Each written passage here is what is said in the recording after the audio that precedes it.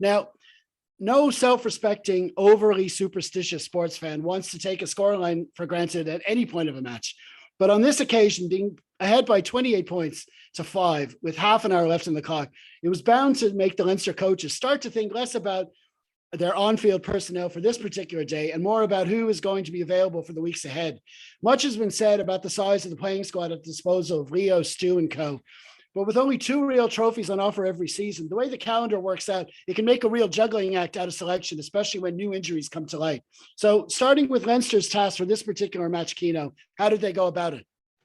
Yeah, I thought the selection for this game was absolutely on point. And I'll take the non-frontliners, for lack of a better term, as examples, right?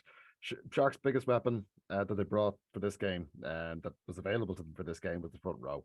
Fairly straightforwardly, that's exactly what they were bringing. Now, while Milne had a tired time in the scrum, he acquitted himself pretty well otherwise. He got a score for himself and in the process. And, he's good around the park. And with the way the scrum has gone, they've kind of depowered it. It's less important than it used to be. The refs have been indicated too that if the ball can come out, the ball should come out. You're not to blow it up unless there's an obvious infringement and the ball can't come out.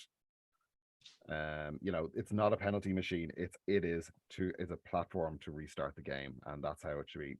And to be honest, I quite like it that way as well. It makes for a faster game, and it makes for more interesting scrums as well, in my opinion. Baird and Jenkins, that's neither of them featured in the second row last week. They both did well in the line out and in contact. Baird nicked a line out off Mbonambi. And Jenkins put in 12 tackles, did really good shift, so physical in contact. Penny was really unlucky to be forced off. I mean, literally, it's the only way you're going to stop that man scoring a try during a match is to give him an injury. Deegan got himself a try and again was putting himself about all game long. A break from Dave kick-started our first score. Frawley and Natai, they're not a familiar centre pairing. They've never paired centre partner before. Frawley at 13, he doesn't start at 13. Natai's been injured for ages, and yet they're really solid. And Harry Byrne, he looked the part. He managed the game, and he put in some great kicks from hand and tee. Then the subs rolling on at 55 minutes. Front row changes, avoided get any thought of a cards in the scrum. Milne got that third warning, and I was like, okay, it's time. We've got you've done your quota. Come on. And yeah, the game was pretty much done at that point. It was just a matter of shepherding it through, really. I mean, wasn't actually done apparently, but it was kind of all that was needed was shepherding at that point. Get down to brass tacks. We didn't need the cup team starting for that match. The final scoreline proves that. Never mind what an insult it would have been to the players who've been absolutely doing the job since the Six Nations international window opened. Like the Reese Ruddock All-Stars have been getting it done, so of course you have to keep some of those players in there, so we wouldn't have wanted that anyway. We wouldn't wanted a team. We wouldn't have wanted to put out the cup team today. Do you know what I mean? There's a final less than 2 weeks. You'd be mad to put out a full cup team. And yes, we're lucky to have the resources to be able to do it.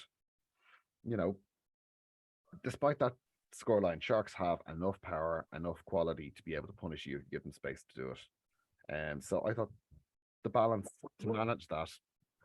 And, hopefully, other than I think there were some worries over Healy, there aren't really any other injuries to worry about as a result.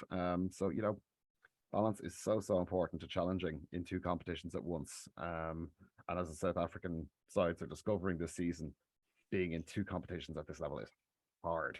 It is tough. It is difficult, especially with the extra travel we have in the URC now. Ronan O'Gara maybe complaining that they have a lot of very tough matches, but they're throwing every away match, and they can get a train or a bus to all of their games. So come back to me when you're flying economy through Doha, Ronan. All right. So look, you need the depth you need to use, but you need to use it wisely throughout the year.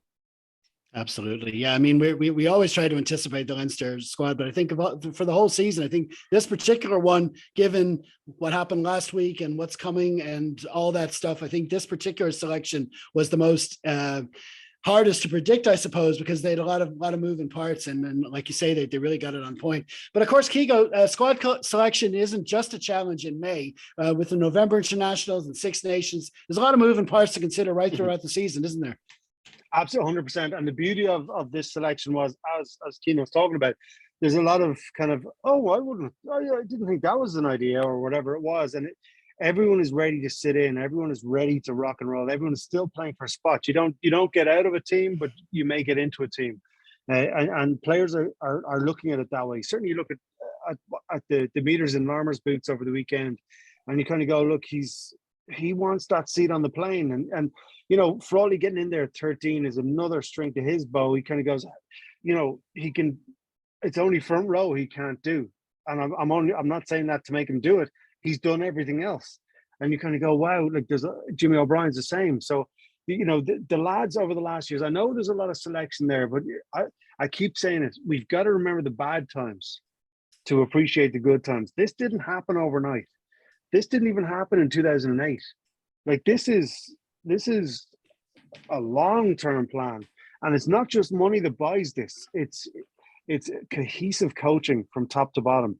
People think you just throw money at a problem. You know what I mean? I can go to Turkey and get hair, but you'll all know it's fake. That's the analogy you have. And the thing Leinster have built is more than money. It's logical, and everyone considering. You look at the job the lads did against a South African team, knowing that they're there to try and turn Leinster over. We'll talk about the Gibson Park try now in a sec, but they know that they've got a target on their back. They know that they're not the first, maybe even second starter in that position. But they also know that if they put in a shift and they put in a bit of work, that might bring them up the pecking order. That doesn't happen in other teams, you know, because like Munster's problem for a long time, and it's not about that, but their problem was they picked the same team no matter what, even when players were starting to come through and players would leave and because of that. You know, Ulster have a similar issue, whereas Leinster are able to get guys in. Now, I know we're giving Milne a bit of, not hassle, but there was a scrum issue there, which he knew he was a target. He's going to learn from that, but he will get another shot to fix that. And that's great. And then we roll into kind of Dave Kearney setting up this try to come back to what we're supposed to talk about. And Dave Kearney is another player I don't think we're going to appreciate until three of us are 70 doing a podcast around the beer. Because if you think about what he's done, where he's been, and we will, whether people want it or not. But you kind of go like, you know, Dave, the amount of injuries that guy's had by putting himself on the line, and he's still showing up. He's still working at an optimal level. 114 years of age. You know, his elder brother's rolled off. He sets up a try with a very, very cheeky kick. There was a lot of cheeky kicking going on in the second half. Charlie did a few. Dave did one. And Gibson Park finishes it off. And it was great. You know, whether Gibson Park should have been on the pitch or not is a separate issue with all the games coming up. But it shows that there's a freedom there. Dave Kearney, who's been there in the good times and the bad times, he was there during Matt O'Connor. We were all there during Matt O'Connor.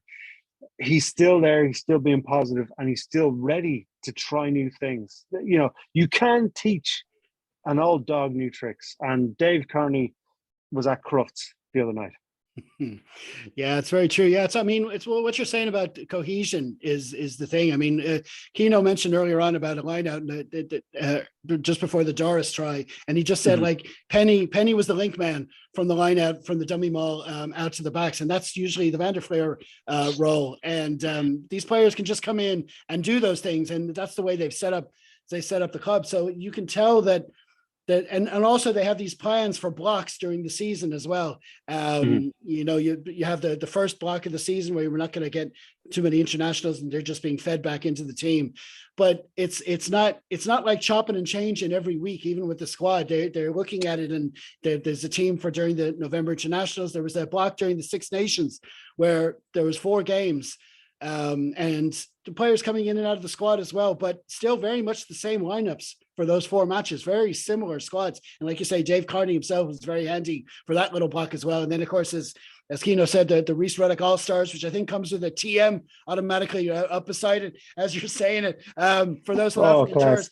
Of course, it doesn't hurt those South African tours that every time we go on them, like first place is pretty much cemented down going on them. But it means that we can bring a squad down there to learn a bit more. But it's been interesting to see how they do it. And people say, oh, Leinster 50, 60 players, whatever. But you throw 50, 60 players in any club, that doesn't mean they're going to use them right. And Leinster have made a point of picking the right players, bringing through the players into the squad, and then seeing they can do jobs. So when we get to this end of the season, they'll do what you want to do if you need them. Yeah. Oh, 100%. I was just going to say, following on from that point, like, it's not just about having that amount of players, it's having that amount of players invested. Because if you're a third, fourth option, I'm not going to say string, but if you're a third, fourth option, and you know you could get first run ball in England, in France, wherever it is, it's very easy to turn your back and go, I want to go somewhere else where I'm playing every week. The job that they've done in managing the entire squad, not just 23 or 46 or my ordinary level maths won't let me go any further than that, but the amount of work done to manage the entire infrastructure is what people need to take away. Forget about the money. It's the managing of the players. Because as you say, 56 players, not guaranteed to be used properly, but they all have to be invested. And all of these players still feel like they are playing for a jersey at the business end of the season because they've had all of these league games against big opposition, you know, the big Ulster game in the RDS, big South African games in the RDS, and they've all been part of that. And that's the big thing we need to take forward as an organization from post-Stewart. Going forward, everyone is invested. No one wants to go anywhere.